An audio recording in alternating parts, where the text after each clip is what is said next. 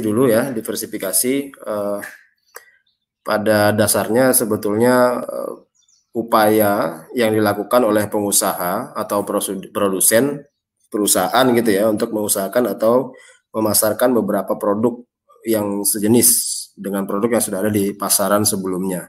Dalam artian gini, ketika kita melakukan proses diversifikasi berarti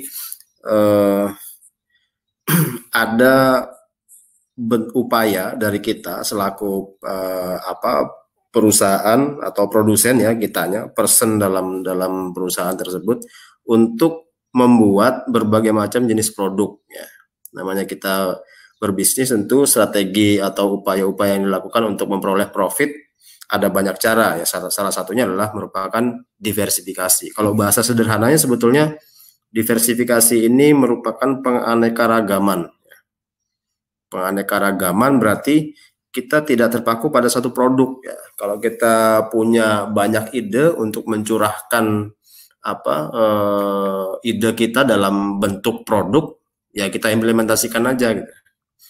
Yang penting prinsip dari diversifikasinya menganekaragamkan. Nah, penganekaragaman itu yang dimaksud adalah kuantitas ya, kuantitas dari produk yang kita hasilkan dengan berbagai macam ragamnya, bisa juga dari sisi kualitas ya. Misalnya ada grade 1, ada grade 2, grade 3 dan seterusnya. Tapi biasanya kalau pebisnis itu lebih fokus kepada menganekaragamkan dari sisi misalnya desainnya. Kalau kita fokus ke satu bahan baku aja, misalnya pisang gitu ya. Nanti ada pisang goreng, ada keripik pisang, ada pisang balado, ada pisang apalagi ya, pada pisang geprek misalnya, kalau ada pisang geprek gitu ya. Itu wujud dari diversifikasi. Jadi kita menganekaragamkan untuk internal kita sendiri ya. Kita tidak fokus keluar, kita tidak lihat pesaing dan lain sebagainya. Tapi kita menganekaragamkan. Dari upaya, dari kekuatan kita, apa sih yang bisa kita maksimalkan untuk menganekaragamkan produk gitu ya. Jadi gitu. Kemudian ada beberapa strategi diversifikasi ya. Yang pertama yaitu strategi diversifikasi konsentris ya. Narasinya dijalankan dengan menambah produk baru ya, yang masih terkait dengan produk yang ada yang saat ini, baik keterkaitan dalam kesamaan teknologi, pemanfaatan fasilitas bersama, atau jaringan pemasaran yang sama ya. Contohnya apa? Kayak kita kasih beberapa contoh perusahaan yang sudah besar aja ya. Kalau ngomongin masalah mobil ya, Suzuki dan Honda itu merupakan produsen yang dulu brandingnya adalah perusahaan mobil ya, produsen mobil gitu. Tapi wujud diversifikasinya mereka juga membuat motor. Itu diversifikasi sederhana sekali. Dia tetap main di otomotif tapi dengan segmentasi yang berbeda gitu kan. Ada segmentasi roda 4, ada segmentasi roda 2 gitu kan. Bahkan sekarang untuk Honda sendiri wujud diversifikasinya berupa motor itu lebih terkenal daripada mobil ya, roda 4-nya gitu. Kemudian yang berikutnya ada contoh lagi Kompas gitu kan. Kalau dulu orang taunya Kompas itu kan surat kabar gitu kan. Nah, surat kabar ini ternyata wujud diversifikasinya juga macam-macam ya. Gramedia misalnya, ada penerbitan ya. Kalau di situ disampaikan Alex Media Komputindo itu merupakan bagian dari Kompas Group. Ya. Kemudian ada toko buku ya, Gramedia tadi. Kemudian ada penyiar radio gitu kan. Sekarang ada TV juga, ada Kompas TV gitu kan. Dan lain sebagainya. Nah, kemudian strategi diversifikasi horizontal yang berikutnya ya, adalah strategi menambah atau menciptakan produk baru yang tidak terkait dengan produk saat ini kepada pelanggan saat ini. Artinya dia mencoba untuk menciptakan sebuah produk baru ya, yang ditujukan kepada pelanggannya sekarang. Ini bisa dilakukan ketika perusahaan itu sudah memiliki brand yang kuat di masyarakat ya. Ketika kita ngomong brandnya apa, kita langsung teringat, oh itu berarti produsennya ini, itu produknya ini dan sebagainya gitu. Ketika sudah nge-branding, kita sudah paham semua bahwa itu merupakan perusahaan bagus ya, kita langsung ingat sama produk-produknya. Contohnya Garuda. Ya. Siapa yang tidak tahu dengan Garuda gitu misalnya. Apalagi di dunia aviasi sekarang lagi ribut-ributnya kecelakaan pesawat gitu kan. Nah, otomatis ini semakin meningkatkan apa ya, kalau dalam politik kan istilahnya elektabilitas gitu kan, tapi meningkatkan kepercayaan masyarakat terhadap produk, terhadap brand sudah. Kalau sudah brand Garuda gitu kan, otomatis apapun yang mereka tawarkan, ya, produk apapun yang mereka tawarkan, ketika sudah membawa nama besar dari Garuda Indonesia, otomatis orang itu akan lebih cepat untuk percaya dan loyal. Gitu ya. Ada Garuda Aerowisata, nanti mungkin ada Garuda Hotels dan lain sebagainya. Semuanya untuk akomodasi pelanggan-pelanggan loyalnya Garuda. Gitu kan. Bahkan mereka sudah mengelompokkan sendiri tuh pelanggan loyalnya masuk dalam sebuah segmentasi pasar sendiri.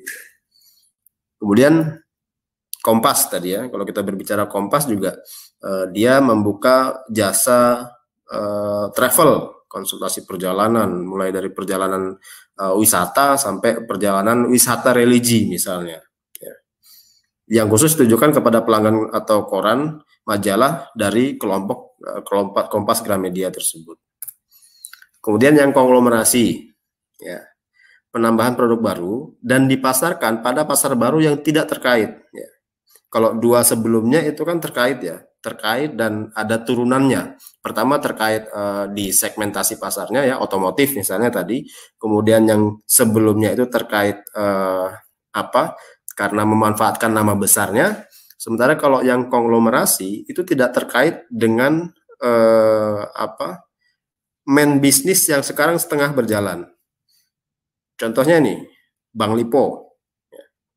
Bank Lipo itu ternyata memutuskan untuk bergerak pada sektor properti. Ada Lipo Karawaci, Lipo Cikarang, ya.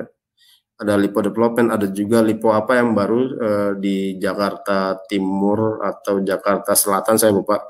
Dan semuanya itu tidak berhubungan dengan Bank Lipo. Ya.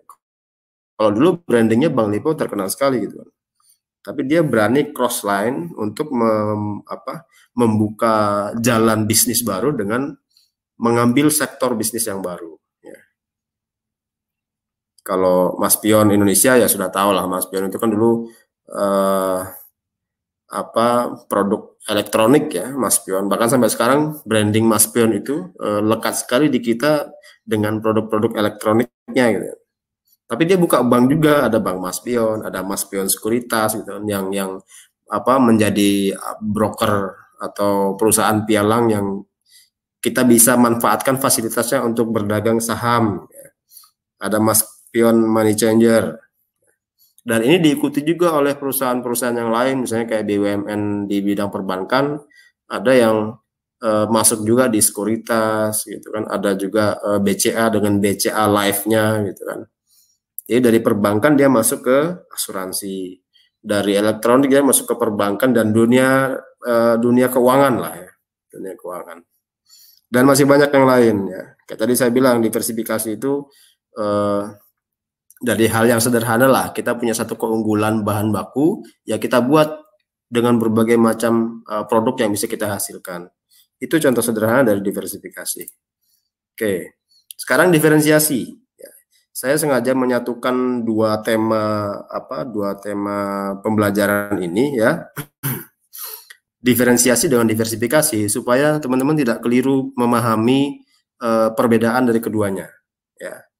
Diferensiasi merupakan pembeda suatu produk dengan produk lainnya yang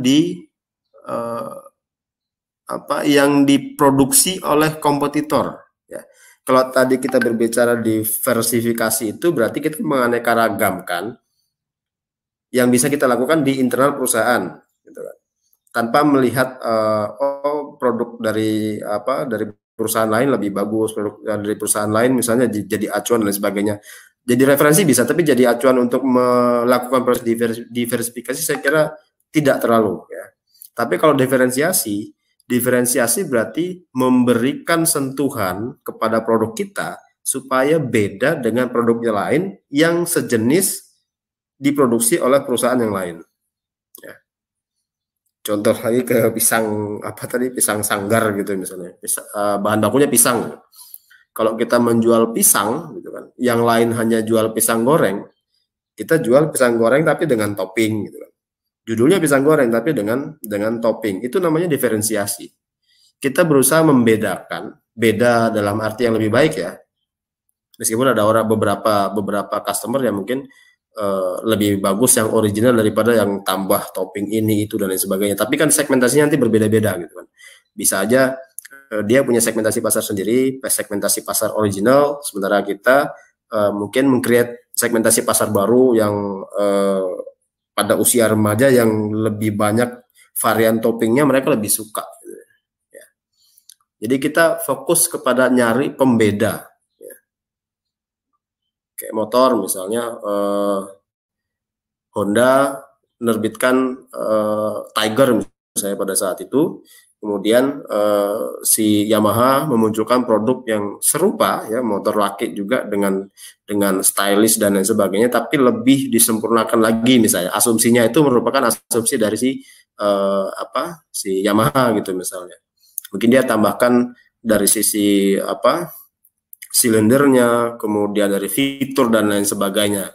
Itu merupakan wujud dari proses diferensiasi yang bisa kita lakukan sebagai bentuk pembeda.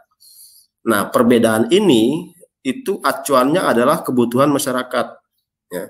Kebutuhan dan keinginan. Ketika kebutuhannya sudah terpenuhi, gitu kan, kebutuhan untuk mendapatkan alat transportasi yang nyaman. Nah, alat transportasi yang nyaman itu merupakan kata kunci yang bisa kita lakukan sebagai referensi kita untuk memberikan sentuhan diferensiasi terhadap produk. Ya. Kita bisa bikin produknya, gitu kan, alat transportasinya, tapi untuk membuat nyaman, semua perusahaan punya preferensi yang berbeda-beda. Gitu kan. Nanti kita kasih nyaman apa? Kita bikinkan karaoke kah di motornya, atau kita buat motornya bisa terbang dan lain sebagainya. Itu kan salah satu upaya. Gitu kan. Sama dengan pisang sanggar tadi, misalnya pisang sanggar atau apalah gitu kan. Kalau biasanya pisang cuman digoreng seperti biasa, tapi kita tambahkan topping, itu kan jadi pembeda. Ya. Jadi perbedaan di situ. Kalau diferensiasi itu fokusnya adalah membedakan produk kita dengan produk orang lain, ya, beda lebih baik ya.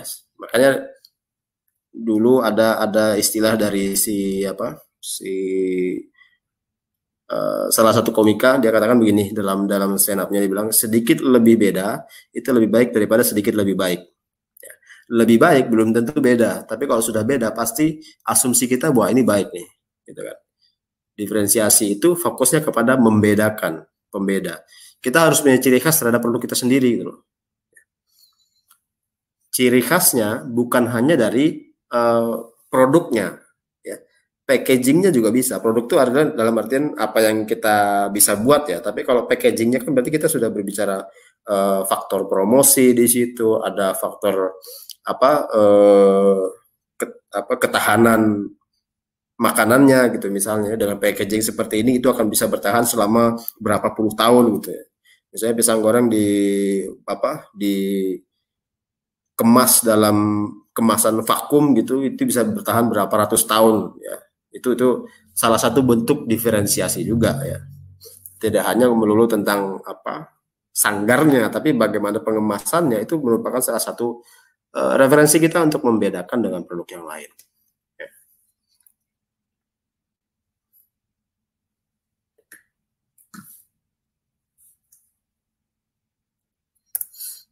Oke, ini aspek dari diferensiasi. Tadi saya bilang tidak hanya produknya ya, produk secara dalam arti yang sederhana ya, tapi mulai dari desain, merek, kemasan sampai ukuran. Ya, desain produknya seperti apa gitu kan. Kualitas, pertanggungjawaban gitu misalnya. Produknya sama, ya, kita berbicara elektronik saja, produknya sama ya. Bahkan semuanya bisa dikatakan hampir 100% sama, tapi ketika kita memberikan insuran kepada mereka, jaminan atas ketahanan produk tersebut dalam bentuk garansi, yang lebih panjang waktunya daripada si kompetitor, itu bisa dikatakan sebagai wujud dari diferensiasi. Wah, ini produknya beda nih, HP-nya. Bedanya di mana? Fiturnya sama aja gitu kan. Tapi fokus ke garansinya itu sebagai pembeda. Ya. Dulu apa ya, yang saya pernah alami sendiri, misalnya kayak bohlam ya, lampu itu Philips itu karena dia sudah yakin dengan kualitasnya, tidak ada garansi yang mereka sediakan. Tapi produk-produk lain yang berupaya untuk menjadi kompetitornya si Philips itu berupaya untuk memberikan garansi untuk meningkatkan keyakinan masyarakat bahwa produk dia itu memang bagus. Garansinya bisa setahun sampai 5 tahun. Ya. Kemudian yang berikutnya merek. Merek merupakan nama, istilah, simbol atau desain khusus atau beberapa kombinasi unsur yang direncanakan untuk mengidentifikasi barang dan jasa. Ya. Mereknya kita rubah atau mereknya itu kita desain sedemikian rupa sehingga dekat sekali dengan budaya masyarakat gitu. Ya, pakailah merek-merek yang mungkin dekat dengan dengan kultur mereka. Ya. Kemasan tadi saya bilang ya, sebagai upaya untuk membedakan ketika tidak mampu pada main produknya, ya bermainlah dengan kemasan gitu. Ketika yang lain mungkin hanya kemasan ukuran 1 kilogram, beberapa orang mungkin tidak mampu untuk membeli emas dengan berat 1 kilogram gitu misalnya, kita muncul menggunakan produk emas 1 gram, 5 gram ya, kepingan emas seperti itu ya. Bayangkan ketika kita mau beli emas, mereka cuma jual kiloan gitu, 1 kilo berapa ratus juta gitu misalnya. Orang-orang seperti saya tidak akan mampu membeli gitu kan. Tapi ketika muncul perusahaan baru yang dia membuat diferensiasi produk dengan cara main pada kemasannya, ya kita jadi bisa membeli gitu kan, beli 0,5 gram bisa, membeli 1 gram bisa gitu kan. Jangan sampai kita paku sama kemasan yang 1 kilogram gitu kan. Ukuran, rasa ya pastilah ketika kita main di produknya, rasanya itu pasti merupakan hal utama yang digunakan perusahaan untuk fokus pembeda. Jika perusahaan dapat melakukan diferensiasi produk secara efektif, maka perusahaan dapat menetapkan harga di atas harga sebenarnya. Ini sebetulnya tujuan akhirnya ya. Diferensiasi itu fokusnya adalah untuk membedakan supaya mereka ingat terhadap produk kita. Nah, ketika itu sudah berhasil, maka sisi positif yang bisa kita dapatkan, berapapun harga yang kita tawarkan, ketika si konsumen sudah tertarik dengan produk kita, dia akan rela mengorbankan sebanyak uang itu gitu kan. Sebanyak uang yang kita tetapkan, harga yang kita tetapkan.